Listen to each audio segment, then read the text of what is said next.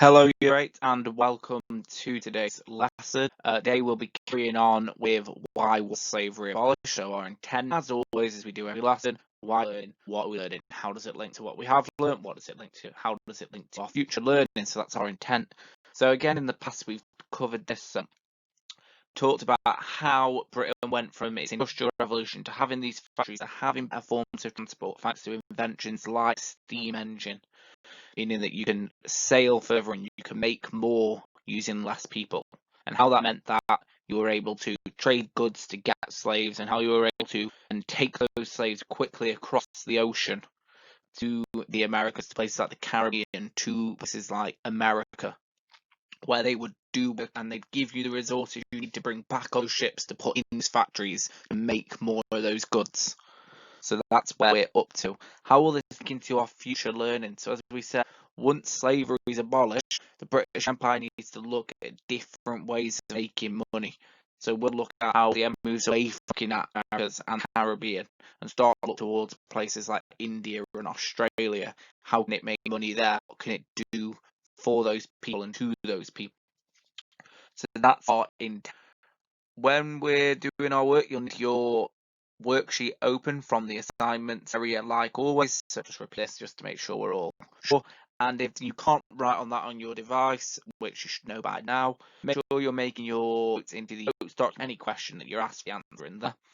If you're working on paper, like a few of you are, make sure you're taking pictures and submitting that in the assignment area. And now on to today's lesson. So why was slavery abolished? Part 2.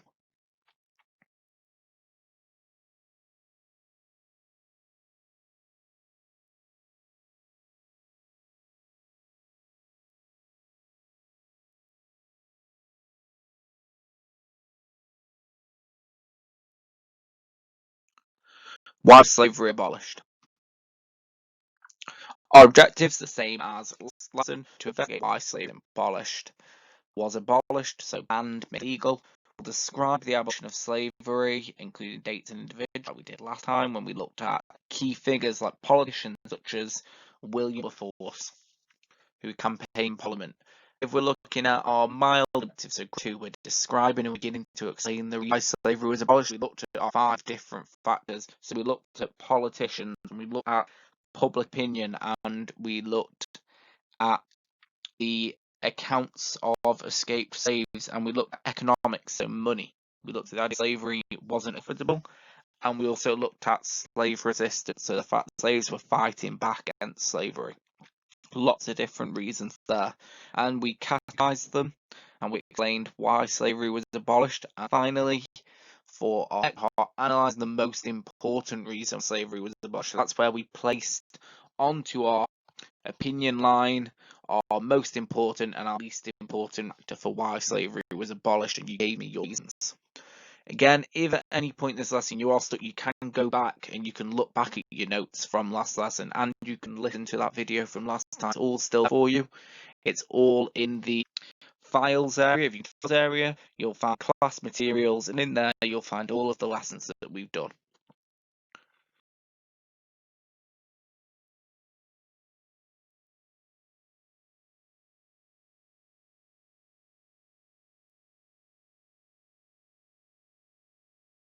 So first, you've got a worksheet page that's split in half for you.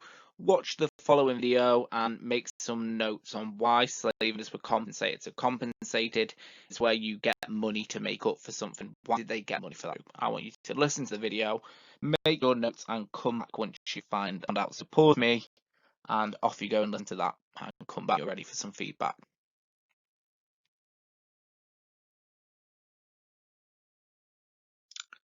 Okay, I want you to now use what you've listened to, and I want you to use all of last lesson's information to have a go at answering this question.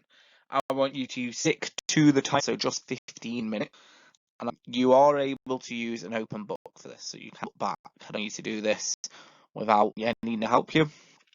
I'll talk through a few key points to help you with your answer, and then it's over to you. So, which of the following reasons was more important why slavery was abolished in Britain in 1833? Do you think it was the nationwide abolition campaign, or do you think it was the actions of politicians in policy? Which one of those two? So when writing your answer, you need in your opening paragraph to come to judgment on which one it was. So pick a side straight away. So which of the two do you think? You need to write about both equally, so you need at least one paragraph on. You need a paragraph talking about the first bullet point, a paragraph on the second. Give detailed and fact knowledge. That's why I'm letting you look back. Using that fact grid that we coloured in last time will be really helpful to you. So if you don't have that, go back to your work and find it. It's also in the class materials folder. You don't need to talk about anything but these two, only focus on the two that we're talking about today. So you can either argue that abolition bills were passed by Parliament, so bills are the laws, therefore MPs are most important because the MP changed law, or you can say petitions were forced into it by mass support which built up through the campaigns. You can say politicians had it because all of the people in the country wanted them to. So it's your choice. Was it the politics changing the law set that about slavery, or was it people forcing the politicians to it? So over to you. Have a go. Remember, you need to write about both points and you can use all your notes. Don't spend more than 15 minutes doing this. Write your answers on your worksheet or on the notes section, ready to submit.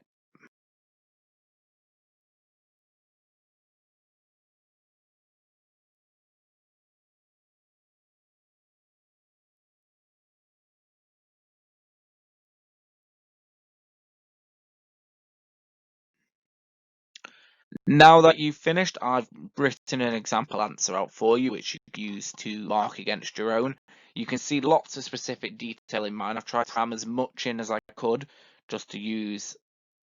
So I've used lots of names and lots of dates. I've talked about Thomas Clarkson's Society for the Abolition of Slavery in 1787, and I've talked about the huge number of signatures that petitions got between 1828 and 1832. So that's the pressure being put on Parliament. And then in my second paragraph, I've talked about the decision made by MPs. I've talked about how William Wilberforce led calls to end slavery in Parliament, and how Lord Grenville, the Prime Minister, strongly supported abolition and the end of the trading of slaves. So we can talk about the two different points. I want you to have a go and decide what mark you think you've got. So write that in green on your worksheet, and then can you put a what went well? So something that you've done well. Have you included dates? Have you remembered one of the arguments particularly well? Have you remembered a name? Or have you anything that you've remembered? What's gone well? And then an even better if what could you have included that you didn't? Are there bits of information here that you've not mentioned? Do you think you've not worded your argument strongly enough? Have you made sure you've picked side and made really clear what side you're on?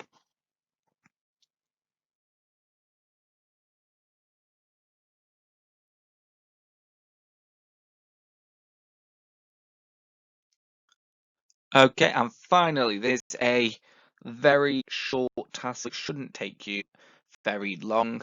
So your task is design your own pottery medallion. So for campaigns against slavery, people used to have these things, so something that you'd wear on you, so like a badge or round your neck like a winner's medal. And it let people know what you believe. So if you've got one of these anti-abolition words that I am not, so that I am a man, am I not a man and brother? Where you've got a bit of a slave down in his chains, saying he's the same as you. He is a man. He's also a brother, so he's like a fellow. Really simple. Lets people know what your opinions on slavery are. Can you have a go at designing your own? If you're really good at computer design, you can draw one on a computer and you can submit it that way, or you can do it on paper. It's your choice.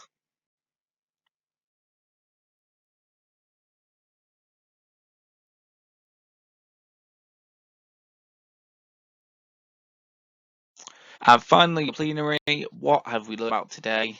Why have we been learning about this? How does today's lesson fit into what we've learned about slavery in the British Empire? So this is what we talked about right back at the start of the lesson. You should all be able to answer, write your answers, and that last activity for today. And how everything we've been doing link to your careers. A career you could be is a TV researcher. Every you see these big programs where they're set in the say you'll watch film and there's a scene where they're set in past. A recent movie that included the past is the Wonder Woman film. set 80 will a historical researcher that knew all about what in the 80s, what people wore, what people dressed, what people like to do, so what were the interesting hobbies at the time, what was popular at the time, those sorts of things. You would need someone who's a researcher to know about that. Lots of TV shows, lots of films all use historical researchers. Your salary can be in the range of £600 a week. That's very good money. What skills you need? Excellent written and communication skills, interpersonal, so talking to people, having conversations, and organisational skills, because you'll need to be able to manage your own work yourself. The best bit is you get to visit great locations and you get to interview people who have been there. So say you're a historical researcher and they want to look at medieval Spain, they might send you to Spain to do the research. So you can go all over the world to have a look. There's some very good jobs you can get out of your history. So that is the end of today's lesson. Thank you for listening. Make sure you're submitting work on the worksheet document, or you're taking a picture and submitting in the assignments area. Remember, as always, any questions, make sure you're asking them to me. I keep getting good questions off people, so it's really good to get those. Keep putting reward points on for them. And that is the end of today. Thank you for listening.